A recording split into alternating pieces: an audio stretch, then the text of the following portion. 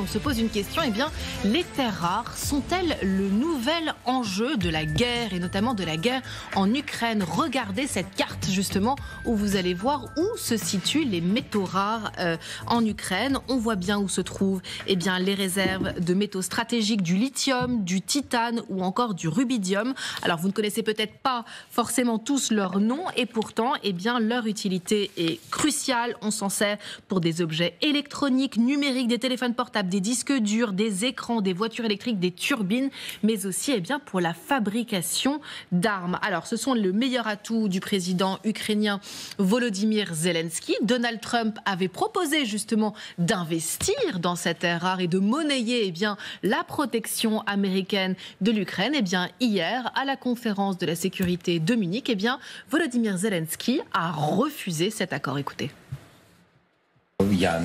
Je n'ai pas autorisé les ministres à signer l'accord car il n'est pas prêt. À mon avis, il ne nous protège pas. Il n'est pas prêt à nous protéger, à protéger nos intérêts. Pour moi, il est très important de parler des investissements en Ukraine et des investissements en particulier. Et cela doit être écrit correctement juridiquement et c'est un investissement. Il faut dire que Donald Trump voulait 500 milliards pour ces terres rares. Alors combien valent-elles et quelle est l'importance stratégique eh bien, de mettre la main justement sur ces terres rares? On va en débattre avec vous, Brigitte Hadès. Bonjour. Bonjour. Vous êtes grand reporter pour la revue Politique Internationale. Avec vous, Michel Derzanski, merci d'être avec nous. Enseignant à l'ESJ Lille, auteur de Comprendre les fractures du monde contemporain aux éditions Hatier. Et toujours Maxime Yeddo autour de la table et Lucas Manget. Alors justement, on va d'abord revenir sur ce deal qu'avait proposé Donald Trump. Justement, Brigitte Hadès, quel était finalement le pacte, le marché proposé par le président américain? Mais il faut d'abord voir pourquoi Zelensky a tout d'un coup parlé des terres rares, parce qu'il s'est dit que c'est le moyen de faire revenir Trump vers l'Ukraine et s'intéresser à l'Ukraine. C'est un personnage qui ne raisonne qu'en businessman, et donc c'était parfait de le réattirer avec ça. Deuxièmement, Zelensky, ce qu'il veut, c'est la sécurité de son pays. Donc, il ne va pas lui donner un des atouts qu'il a contre quelque chose qui n'est pas clair. Et il veut demander, il a toujours demandé que s'il doit faire un deal, une paix ou une trêve en tout cas avec la Russie, il faut qu'il y ait des troupes au sol.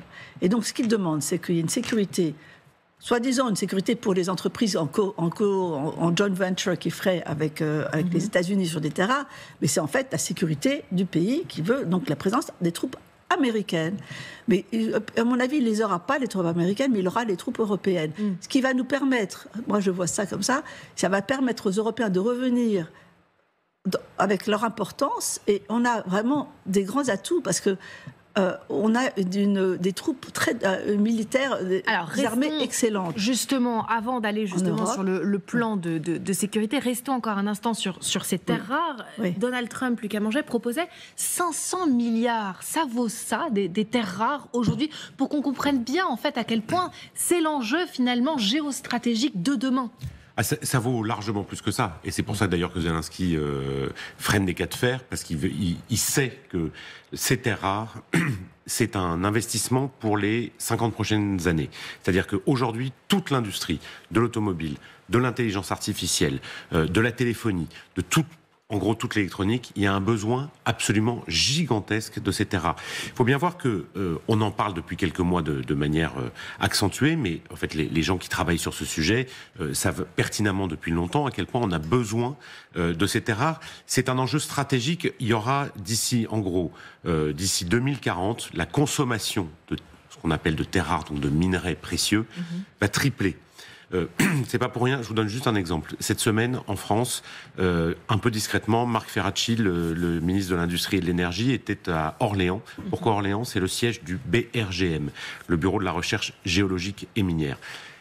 Qu'est-ce qu'il lance? Un état des lieux des terres rares en France. C'est-à-dire, on va déployer des avions, des hélicoptères, faire des forages, voir où on en est. Ça n'a pas été fait depuis les années 70. C'est-à-dire qu'en France aussi, nous avons des terres rares. Dès qu'il y a des mines, il y a des terres rares et des métaux précieux. Parce que, on ne va pas rentrer dans des détails scientifiques, mais un certain nombre de ces métaux précieux sont extraits d'autres métaux. C'est-à-dire qu'on va chercher du cuivre, et puis dans ce cuivre, on va extraire une autre partie un autre métal, du lithium, du tantal, du césium, du germanium. Il y a 5 zones en France qui vont être étudiées très précisément. Je vous les donne: le Massif central, les Vosges, le Morvan, les Pyrénées et la Guyane. On lance un gigantesque plan pour l'année, là. Ça avait été annoncé par le président de la République il y a 6 mois. Et là, le ministre lance le BRGM sur une exploration de l'intégralité de ces métaux. Juste un autre chiffre, un dernier. On est passé des années 70 à aujourd'hui de 22 métaux précieux, terres rares, à 55. C'est-à-dire qu'en fait, on en découvre encore. On découvre qu'il y a des besoins. Un téléphone, comme ceux qu'on a tous dans la poche, c'est du coltan. Il y a besoin de coltan pour faire un téléphone portable. Apple, Samsung sont des immenses consommateurs de coltan. Pourquoi est-ce qu'il y a une guerre aujourd'hui dans l'est de la République démocratique du Congo? Le Rwanda qui a envahi une partie du Congo, c'est pour mettre la main sur des mines de coltan qui sont une ressource absolument gigantesque financière. Je reviens à l'Ukraine. 500 milliards, votre question, Paola, c'est très peu par rapport aux besoins qu'ont les Américains. Il faut savoir que c'est une guerre commerciale avec la Chine. La Chine a une avance considérable. Alors justement, on va regarder une carte. Voilà. On va regarder une carte justement pour voir les rapports de force, si je puis dire, puisque finalement ces terres rares, elles n'ont de rare un peu que le nom. Regardez, on voit donc 19 milliards, je crois, de tonnes, ou je ne sais pas d'ailleurs quelle est la mesure de cette carte, pardonnez-moi, mais en tout cas... 110 millions. 110 millions de tonnes. Donc 19 millions aux États-Unis, 15 millions au Groenland. On se demande pourquoi Donald Trump lorgne sur ce territoire. Russie, 10 millions et la Chine, 44 millions. C'est-à-dire, Michel Darzansky, en fait, qu'il y a un monopole en fait, chinois sur les terres rares. C'est qu'ils ont une spécificité, les Chinois, c'est ce que disait Lucas tout à l'heure. Ils ont une avance. Eux, ils sont déjà sur l'extraction, transformation et mise en place dans tous les systèmes électroniques. Alors que dans les autres pays, on fait ou extraction, et puis après, on n'est pas encore sur la transformation directe. Les Chinois, ils font transformation directe, extraction, transformation directe, ce qui n'est pas le cas. Ce qui est intéressant aussi, et ce qui n'est pas signalé sur votre carte, c'est que la Russie en a 7 millions, et que l'Ukraine en a moins. Ce qui est intéressant, c'est de se dire, tiens, Donald Trump, il va chercher chez les Ukrainiens ce qu'il pourrait trouver aussi chez les Russes. Donc le deal, je ne sais pas, est-ce que ça va être uniquement sur les terres rares ou est-ce que c'est, je dirais, une façon, je dirais, détournée d'arriver à un compromis avec l'Ukraine. Parce que là, ça ne va pas simplement être le fait de mettre la main sur les terres rares. Il faut les extraire, il faut les transformer et il faut après les adapter à tous les systèmes électroniques qui ont été mis là. Or, aujourd'hui, les Américains, ils n'ont pas cette technologie. Les seuls à faire toute la chaîne, c'est les Chinois. Ce sont les Chinois. Donc, il reste un acteur principal pour peut-être Zelensky, c'est de mettre en jeu la Chine face... C'est-à-dire qu'il se vend finalement aux plus offrants, même aux Européens, par exemple. Investissez, c'était ça aussi qu'il disait finalement. Il a une assurance vie, là, Volodymyr Zelensky, et il cherche à savoir qui va exploiter cette terre-là pour avoir un nouveau bouclier, si je puis dire. Oui, parce qu'il ne faut pas oublier que l'Ukraine, c'est un pays de mines, et notamment, ça ne vous a pas échappé, le Donbass, toute cette partie qui a été... pourquoi est-ce que la Russie combat à ce point et essaye de faire main basse en détruisant l'intégralité quasiment du Donbass? C'est pour faire la main basse sur les mines. Mais il va y avoir un enjeu européen et il est déjà en cours. C'est-à-dire que dans les négociations qu'il y a, si l'Europe réussit à trouver une place dans ces négociations, et c'est peut-être l'un des enjeux du sommet en urgence de demain, qui est de se mettre d'accord sur une capacité de négocier avec l'Ukraine directement pour que l'Europe soit une sorte de garant de l'extraction d'une partie des terres rares en Ukraine et, comme vous le disiez, de la transformation. Parce que pour l'instant, on a un retard considérable dans la transformation de ces métaux précieux. Trump sait que... en investissant massivement, il pourra essayer de rattraper la Chine. Pour l'instant, l'Europe en est très loin. Mais c'est un enjeu de négociation crucial sur lequel Zelensky, une fois de plus, prouve une capacité de résilience extraordinaire. C'est-à-dire que on parlait pas de ces terres rares au début de l'invasion russe de l'Ukraine. Mais les Russes, eux, savaient déjà ce qu'ils faisaient. Ils connaissaient parfaitement le réseau de mines ukrainiennes. L'Europe s'y penche tardivement, mais ça va être un enjeu absolument crucial aussi pour la croissance économique de l'Europe. En tout cas, on peut dire que Volodymyr Zelensky a trouvé la bonne façon finalement de parler à Donald Trump en tant qu'investisseur immobilier, si je puis dire, Brigitte. Absolument. Et alors, je tiens à aussi dire qu'en fait, il y a aussi des terres rares en Iran. Et Musk a été rencontré à New York les gouvernants iraniens en secret juste après l'investiture. Parce qu'après, ils ont démenti les Iraniens. Mais en fait, je pense que on l'a entendu, en tout cas, on l'a lu dans la presse. Et donc, c'est parce qu'il y a beaucoup de terres rares en Iran. Et que Musk a énormément besoin de ça pour ses batteries, là, parce qu'il a maintenant toute une grande usine en Allemagne. Donc ça, c'est un petit détail, mais important. Donc moi, je pense que Zelensky a été très malin de faire ça. Il fait monter les enchères. Mais de toute façon, comme je dis, c'est un moyen pour l'Europe, c'est la bonne nouvelle, de réintégrer la discussion, parce que ça va être eux qui vont être mis. Et on a vraiment une grande puissance au sein de l'OTAN avec l'interopérabilité des troupes européennes. Et on va être les garanteurs de la trêve qui aura lieu entre la Russie et l'Ukraine. Et ce qui est important, c'est que la Russie n'a pas tellement besoin de terres rares. Parce qu'elle n'a pas vraiment besoin, ça ne l'intéresse pas, parce qu'elle ne développe pas, elle n'a pas d'industrie de tout ça, vraiment. Oui, enfin, elle en aura sûrement besoin. Le fait que la Russie cherche à faire main basse sur les mines du Donbass, c'est pas uniquement pour la géographie, c'est aussi pour les mines. Oui, mais je ne sais pas si on s'obsède sur les terres rares, mais je pense qu'il y a des chances pour que les terres rares, on en trouve ailleurs.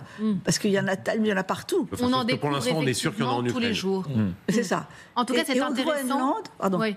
Alors, on va y venir justement au Groenland dans un tout petit moment, justement, parce qu'on sera en ligne, justement, avec Mika Mered, spécialiste du Groenland. Mais juste un mot, Maxime, quand même. C'est intéressant de voir, effectivement, comme la guerre, aujourd'hui, se joue à multiples niveaux. C'est-à-dire qu'il y a la guerre dans les tranchées, il y a la guerre informationnelle, et il y a cette guerre aussi économique, stratégique, qui se joue en parallèle. Bien sûr, et il ne faut jamais oublier que c'est, on va dire, l'idée de proposer d'amener les terres rares sur le terrain de la négociation, c'était justement le plan de Zelensky. Il y a déjà quelques mois, il devait avoir, au moment de l'élection de Donald Trump, déjà une rencontre entre l'administration ukrainienne et l'administration américaine au moment de Joe Biden. Ça ne s'est pas fait, et en attendant justement le fait que Donald Trump arrive au pouvoir, précisément parce que on savait, et du côté ukrainien d'un côté et du côté américain, que ce serait Donald Trump qui en ferait véritablement un point de puissance d'un deal économique. Et on voit aujourd'hui avec les différentes déclarations en effet de Zelensky, etc., que c'est ce qui est en train de se passer, évidemment. Alors justement, nous sommes en ligne avec Mika Blujon-Mered. Bonjour Mika Mered, vous êtes spécialiste du Groenland, chargé d'enseignement en géopolitique des Outre-mer à Sciences Po. Vous avez signé une tribune au journal Le Monde. Au Groenland, le consensus fragile sur l'Arctique est pulvérisé au profit d'un discours suprémaciste. Je précise que le Groenland, eh bien, c'est l'une des terres rares, l'une des régions encore inexploitées où on trouve du fer, du nickel, de l'or, mais aussi des métaux rares. C'est pour ça qu'on vous a invité à participer à cette émission. Justement, c'est ça, cet objet de convoitise de Donald Trump ? C'est effectivement l'un des objets de convoitise. Bonjour à toutes et à tous. Alors en fait, le sujet du Groenland, il faut distinguer deux choses. Il faut distinguer les terres rares, qui sont 17 métaux bien spécifiques de la famille de l'anthanide, et de l'autre côté, les métaux critiques, qui regroupent une famille beaucoup plus large. Et le gouvernement américain, en 2022, avait identifié 50 métaux critiques pour son industrie, pour son économie, notamment l'industrie de défense, l'industrie de l'IA, l'industrie des hautes technologies, etc., mais aussi la transition énergétique. Et dans ce contexte-là, ce qu'il faut avoir en tête, c'est que le Groenland, c'est un territoire effectivement qui est plutôt vierge et qui regorgerait de 43 des 50 matériaux critiques dans leur ensemble que les États-Unis convoitent, ou en tout cas dont ils ont besoin. Et parmi ces 43 matériaux critiques, il y a 15 des 17 terres rares dont on se parle ici. Alors, vous avez parlé justement de l'industrie de la défense, de ces terres rares donc, qui sont nécessaires pour fabriquer des armes. Aujourd'hui, les États-Unis, s'ils veulent fabriquer de l'armement, ils ne peuvent pas faire sans la Chine. C'est ça l'enjeu, c'est-à-dire avoir une souveraineté de défense ? En fait, quand vous voulez produire pour votre industrie de défense ou pour de l'IA ou pour des supercalculateurs, tout ce que vous voulez qui va toucher aux hautes technologies de l'information, de la communication, de la défense ou de la transition énergétique en règle générale, vous allez avoir besoin effectivement en grande partie de ces fameuses terres rares, donc de ces 17 métaux. Et en réalité, le problème qui se pose à l'échelle mondiale, c'est pas de trouver des terres rares. Le problème qui se pose, c'est de trouver des terres rares de manière suffisamment concentrée pour que ce soit commercialement exploitable. Et c'est là que les deux principaux dépôts du sud du Groenland, Kvanefjeld d'un côté et Tangbris de l'autre, ont effectivement une forme d'intérêt. On se parle dans les deux cas à maxima. Je vous donne ici les estimations à maxima, qui restent évidemment à affiner d'un point de vue commercial. On se parle de plus de 40 millions de tonnes de terres rares sur ces deux dépôts uniquement. On sait aussi qu'il y a d'autres dépôts de terres rares au-delà sur d'autres parties du territoire du Groenland. Mais le problème qui va se poser, il va venir en deuxième phase. C'est-à-dire que pour exploiter ces terres rares, si jamais vous avez un dépôt où il y a suffisamment de concentration, eh bien, il va falloir les séparer dans un premier temps.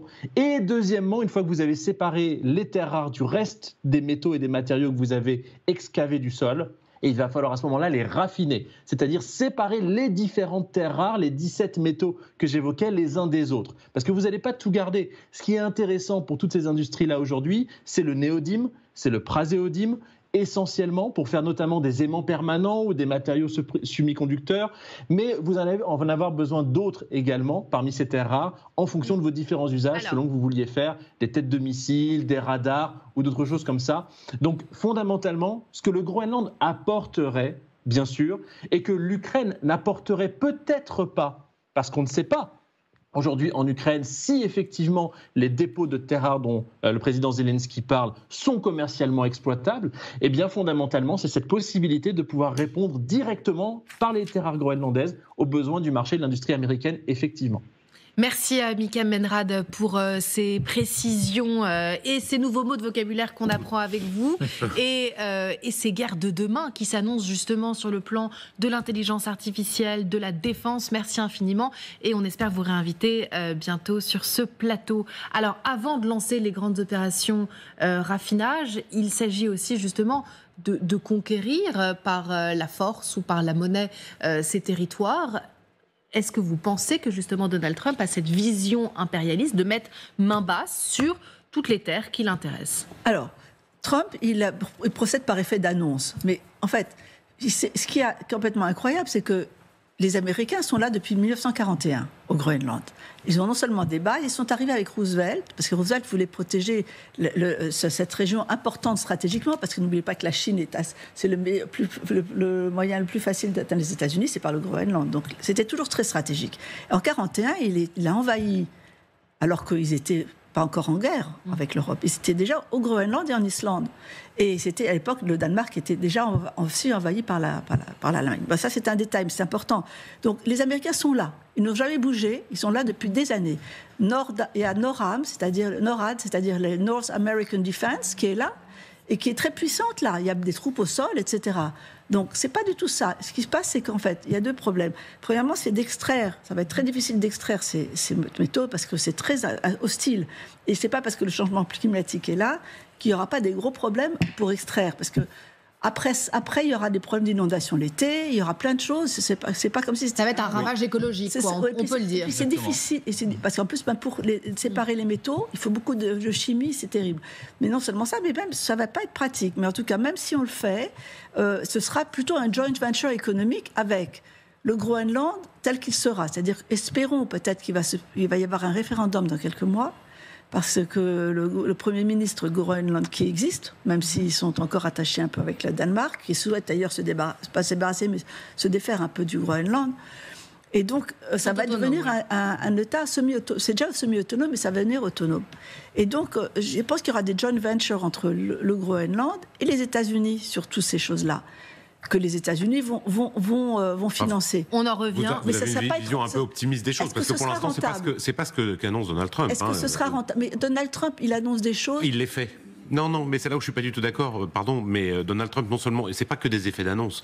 Donald Trump annonce faire main basse sur le Groenland. Mais c'est déjà le cas. C'est pas la même chose.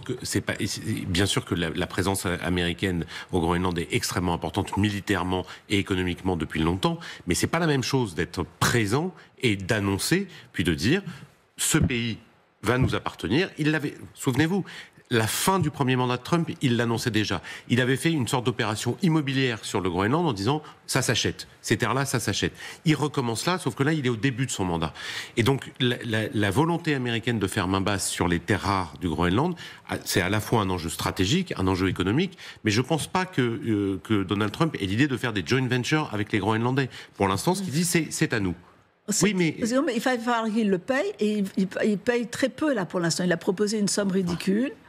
Enfin, oui, et donc il va pas attaquer le Groenland avec des troupes américaines. Elles sont déjà là-bas. Justement, c'est ce que je disais, ils sont déjà là-bas. Mais je pense que ce sera beaucoup plus quelque chose. Et alors là, moi, ce qui m'intéresse de vous mentionner, je pense que monsieur va être d'accord aussi, c'est ça va être très coûteux. Est-ce que ça va être rentable ? Est-ce que ça va être rentable ? La rentabilité des terres rares, c'est des investissements gigantesques, mais que les Américains ont les moyens de faire, puisque c'est des rentabilités à 15 ans. C'est-à-dire que quand on ouvre une mine pour aller chercher des terres rares, c'est des investissements massifs, mais qui vont être de plus en plus rentables à 10 à 15 ans. Donc aujourd'hui, la Chine et les États-Unis ont les moyens de faire ces investissements. Mais c'est certainement qu'ils les ont. Mais est-ce que ça va être rentable ? Ils raisonnent aussi en termes de rentabilité. Alors, en tout cas, ça signe quand même une vision assez capitaliste du monde, justement, où on bafoue les frontières et on joue un peu comme au Monopoly, par exemple, en disant ça, tiens, il y a des terres rares, je rachète, et ça, je rachète aussi.